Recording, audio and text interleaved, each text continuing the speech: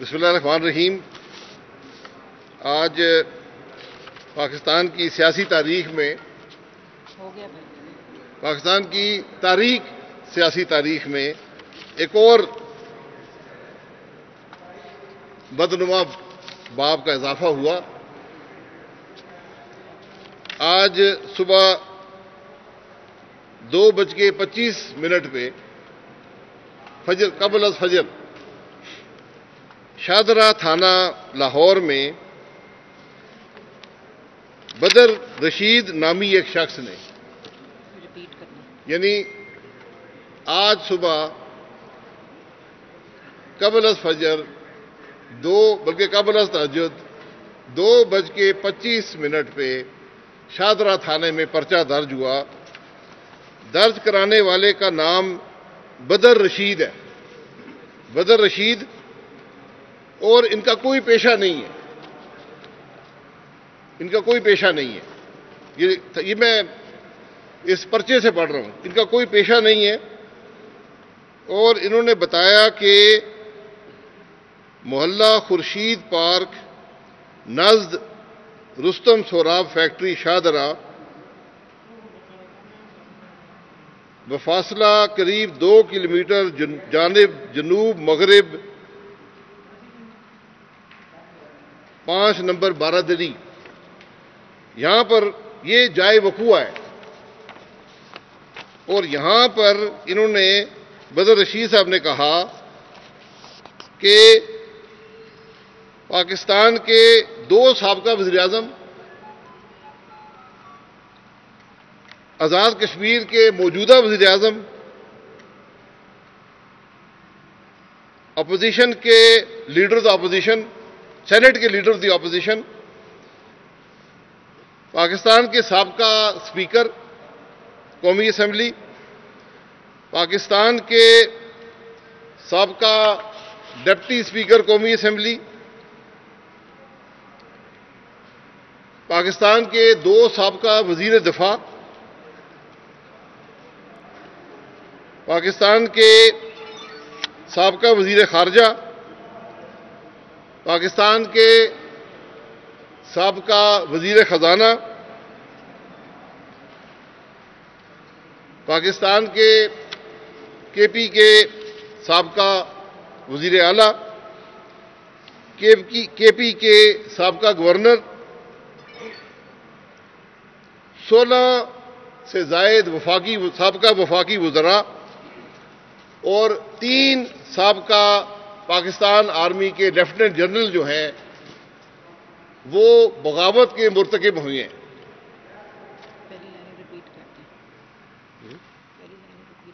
تو میں پھر بتاؤں گا کہ آج صبح 2:25 پہ شاہدرہ تھانہ لاہور میں ایک پرچہ درج کیا گیا۔ بدر رشید نامی آدمی، جس نے جائے وقوع محلہ خورشید پارک شاہدرہ بتائی ہے، اور اس شخص کا کوئی پیشہ نہیں ہے، اس نے ایف آئی آر کی درخواست دی، جس کو ایس ایچ او صاحب نے بڑی خوبصورتی سے یہ آپ کے سامنے یہاں پر درج کیا ہے۔ اور میں سمجھتا ہوں کہ جو فکشن کی کتابیں ہیں، جو کہ اکثر پاکستان کی سیاسی تاریخ رہی ہے، یہ اس میں ایک اور بدنما داغ کا اضافہ ہے۔ اس پرچے کے حوالے سے یہ بغاوت جو ہے یہ پنڈی کانسپریسی سے بھی کئی گنا بڑی ہے، اگرتلہ سازش کیس سے بھی بڑی ہے، اور اس سے پہلے جو پاکستان میں بغاوت کے الزام لوگوں پر لگائے گئے، ان سب میں اس کا منفرد مقام ہے کہ وزیر اعظم، وفاقی وزراء، lieutenant general, governor, chief minister, leader of the opposition, speaker, deputy speaker, ایک پاکستان کے تقریباً جو پاکستان چلایا کرتے تھے، آج سارے بغاوت کے مرتکب ہو گئے۔ اور یہ نئی بات نہیں ہے، کہ پچھلے 3-4 دن سے وفاقی وزراء نے چونکہ پاکستان کے مسائل حل کر دیے ہیں، چینی آج 110 روپے کی نہیں بک رہی، آٹا 80 روپے کا نہیں بک رہا، بجلی کے بل 3 گنا نہیں ہو گئے، گیس میسر بھی ہے اور بے انتہا سستی بھی ہے، مسائل حل ہو گئے ہیں، تو 4 دن سے وفاقی وزراء یہی راگ الاپ رہے تھے۔ تو میری گزارش ان وفاقی وزراء سے ہے کہ اگر تم میں ہمت ہے تو بدر رشید کا سہارا نہ لو، بدر رشید کا سہارا نہ لو، آؤ اپنا نام پرچے میں درج کراؤ، تاکہ پاکستان کے عوام کو پتہ چلے کہ تمہاری حقیقت کیا ہے۔ میں کھل کر کہنا چاہتا ہوں کہ اگر آئین کی بات کرنا بغاوت ہے، ہر روز پاکستان میں بغاوت ہوگی۔ اگر الیکشن میں دھاندلی کے خلاف بات کرنا بغاوت ہے، ہر روز پاکستان میں بغاوت ہوگی۔ اگر مہنگائی کے خلاف بات کرنا بغاوت ہے، ہر روز پاکستان میں بغاوت ہوگی۔ اگر اس کرپٹ حکومت کو گھر بھیجنے کی بات ہے، ہر روز پاکستان میں بغاوت ہوگی۔ اگر ملک میں بے روزگاری کی بات کرنا بغاوت ہے، ہر روز بغاوت ہوگی۔ اگر ملک کی معیشت کی تباہی کے بارے میں بات کرنا بغاوت ہے، ہر روز بغاوت ہوگی۔ اگر سی پیک کی بندش کے بارے میں بات کرنا بغاوت ہے، ہر روز بغاوت ہوگی۔ اگر کشمیر کے سودے کے بارے میں بات کرنا بغاوت ہے تو ہر روز بغاوت ہوگی۔ اگر ملک میں تفریق ڈالنا بغاوت ہے تو ہر روز بغاوت ہوگی۔ اگر اس ملک کے خلاف سازش کرنا بغاوت ہے تو ہر روز بغاوت ہوگی۔ ہماری بات بڑی واضح ہے، سیاسی میدان میں مقابلہ کرنا ہے تو آؤ۔ حکومت اپنی کارکردگی سے بات کرتی ہے، حکومت گالیوں سے بات نہیں کرتی، حکومت الزامات سے بات نہیں کرتی۔ انگریزی میں ایک محاورہ ہے کہ patriotism is the last refuge of the scoundrel, یعنی جب کچھ نہ رہ جائے کسی پر الزام لگانے کے لیے تو کہتے جی یہ بغاوت کر رہا ہے۔ تو ابھی تو مسئلہ شروع نہیں ہوا اور بغاوت کا پرچہ درج ہو گیا ہے۔ تو میں وزیر اعلیٰ بزدار صاحب سے کہنا چاہتا ہوں کہ آپ اس معاملے میں نہ پڑیں، آپ اس معاملے میں بڑے انوسنٹ آدمی ہیں کہ یہ نہ ہو کل آپ کو کوئی نقصان پہنچ جائے، آپ کو کوئی تکلیف پہنچ جائے۔ یہ ان وفاقی وزراء کا اگر ہمت ہوتی یا وزیر اعلیٰ کی ہمت ہوتی تو یہاں خود لکھتے کہ فلانا وفاقی وزیر یہ بات کر رہا ہے، اس نے درخواست دی ہے کہ ملک میں بغاوت ہو رہی ہے۔ عمران خان خود لکھتا کہ بغاوت ہو رہی ہے، عثمان بزدار لکھتا کہ بغاوت ہو رہی ہے، بدر رشید کی آپ کو ضرورت نہ پڑتی۔ یہ ہتھ کنڈے نہیں چلیں گے، یہ ہتھ کنڈے نہیں چلتے۔ آج حکومت کو اپنی کارکردگی بتانے کا وقت تھا، بتاتے کہ ہم نے پاکستان کے لیے کیا کیا ہے۔ پاکستان کے خلاف بغاوت وہ کرتا ہے جو اس کی معیشت تباہ کرتا ہے، پاکستان کے خلاف غداری وہ کرتا ہے جو سی پیک کو بند کرتا ہے، پاکستان کا غدار وہ ہے جو کشمیر کا سودا کرتا ہے۔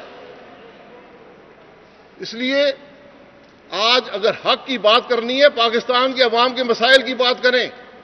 وہ کہاں گئی؟ مہنگائی کی بات کسی وزیر نے کی ہے؟ چینی کی بات کی ہے؟ آٹے کی بات کی ہے؟ مہنگائی کی بات کی ہے؟ بے روزگاری کی بات کی ہے؟ ملک کی بدترین کرپشن کی بات کی ہے؟ ہم حاضر ہیں، ہتھکڑی لگانی ہے ہتھکڑی لگا لو، ہمت ہے تو لگاؤ ہتھکڑی۔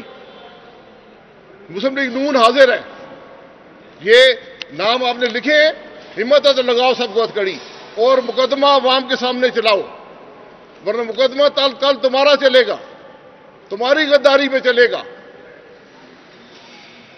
آپ آج سیاست میں غداری لے آئے ہیں، جب کوئی کہنے کو بات نہ رہے یہ آخری حربہ ہوتا ہے۔ آج تو معاملہ شروع نہیں ہوا، تم نے تو آخری حربہ بھی استعمال کر لیا۔ تو انشاءاللہ آپ دیکھیں گے پی ڈی ایم اس حکومت سے پاکستان کو نجات دلائے گا، پاکستان کی معیشت کی تباہی کو روکے گا، پاکستان میں کرپشن کو روکے گا، پاکستان کی بدحالی کو روکے گا، اور انشاءاللہ پاکستان کو ترقی دے گا۔ بہت شکریہ۔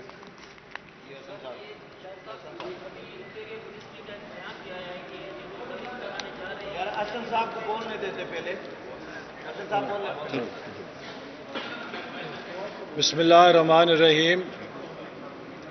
جیسے ابھی شاہد خاقان عباسی صاحب نے بتایا کہ یہ حکومت پی ڈی ایم کے قیام سے اور آل پارٹیز کانفرنس کے بعد سے مکمل طور پہ بوکھلا چکی ہے. اب معاملہ حماقتوں سے آگے نکل چکا ہے. ایک لطیفے سے میں بات شروع کروں گا. ایک سبق دوش ہونے والے صدر نے آنے والے صدر کو کہا کہ تمہارے لیے میں سیکرٹ باکس میں 3 لفافے چھوڑ کر جا رہا ہوں. جب بھی تم انتہائی مشکل میں پھنسو تو ایک لفافہ کھولنا، اس میں تمہارے لیے حل موجود ہوگا. کچھ عرصے بعد اس صدر کو بحران پیش آیا تو اس نے پہلا لفافہ کھولا تو اس میں لکھا تھا کہ تم تمام مسائل کی ذمہ داری پچھلوں پہ ڈال دو اور کہو کہ پچھلے مجھے تباہ شدہ ملک دے کر گئے ہیں، میں کیا کروں. چند دن وہ سودا بکا لیکن معاملات قابو میں نہ آئے. اس نے پھر سوچا کہ اب میں دوسرے لفافے سے مدد لوں. دوسرا لفافہ کھولا تو اس میں لکھا تھا کہ اگر پچھلوں پہ الزام سے بات نہیں بنی تو اب پھر مخالفوں کو ملک دشمنی اور غداری کا القاب دو اور کہو کہ یہ ملک دشمن ہے، غدار ہیں، یہ ملک کے دشمنوں کے اعلی کار بنے ہوئے ہیں. لیکن وہ ریکارڈ بھی چلا لیا اور معاملہ قابو میں نہیں آیا. تو اس صدر نے تیسرا لفافہ اجلت میں کھولا تو اس تیسرے لفافے میں لکھا تھا، احمق انسان، یہاں تک نوبت تیسرے لفافے تک نہیں آنی چاہیے تھی. اس سے ثابت ہوتا ہے کہ تم نالائق ہو، بہتر ہے خود سبکدوش ہو جاؤ. تو ان حکمرانوں کو بھی میرا یہی مشورہ ہے کہ ان کی نالائکی، ان کی نااہلی اور ان کی ناکامیاں نہ پچھلوں کو الزام دے کے چھپ سکی ہیں، نہ اپوزیشن کو غداری کے سرٹیفکیٹ دے کے چھپیں گی. آپ نے کل سروے دیکھا ہے کہ 5 میں سے 4 پاکستانی کہہ رہے ہیں کہ ملک غلط سمت میں جا رہا ہے. 5 میں سے 4 پاکستانی آنے والے سال میں معیشت کے بارے میں نا امید ہیں. وہ سمجھتے ہیں کہ آنے والا سال پچھلے سال سے بھی بدتر ہوگا. ملک کی معیشت تباہ ہو چکی ہے اور اب کابینہ کے ایجنڈے پر ایک اور بجلی بم اور گیس بم چلنے جا رہا ہے. حکومت اپنی ناکامیوں سے توجہ ہٹانے کے لیے، اپنی نالائکیوں سے توجہ ہٹانے کے لیے اور عوام کی نظروں میں غداری کا مقدمہ قائم کر کے دھول جھونکنے کی کوشش کر رہی ہے. پاکستان کے عوام جانتے ہیں کہ پاکستان بنانے والا کون ہے اور پاکستان اجاڑنے والا کون ہے. آج ہر وہ پاکستانی جو رات کو پنکھا چلا کے سکون سے نیند سوتا ہے، ہر وہ پاکستانی ماں، ہر وہ پاکستانی بیوی جو اپنے بیٹے اور شوہر کو گھر نکلنے کے بعد امام زامن نہیں باندھتی یا مصلے پر نہیں بیٹھتی کہ اللہ خیر میرا شوہر، میرا بیٹا باہر جا رہا ہے اور پتہ نہیں شام کو لوٹے گا یا نہیں لوٹے گا. آج ہر وہ پاکستانی جو امن اور سکون کی زندگی گزار رہا ہے وہ جانتا ہے کہ پاکستان بنانے والے کون ہیں. آج پاکستان کو وہ لوگ جنہوں نے تعمیر کیا، جنہوں نے اس ملک میں بجلی کا بحران ختم کیا، جنہوں نے سی پیک جیسا منصوبہ لگایا، जिन्होंने चप्पे चप्पे पर शाहराहें और मोटरवेज बनाई, पाकिस्तान को तरक्की की शाहराह पे डाला, जिन्होंने मईशत को 3% से 5.8% पे उठाया, वो हैं गद्दार। और जिन्होंने मईशत को 5.8% से नेगेटिव ग्रोथ रेट में लाके फेंक दिया, ये हैं हुब्बुल वतन। जिन्होंने सी पैक जैसे मंसूबे को रोल बैक कर दिया, वो हैं मुहिब्बे वतन।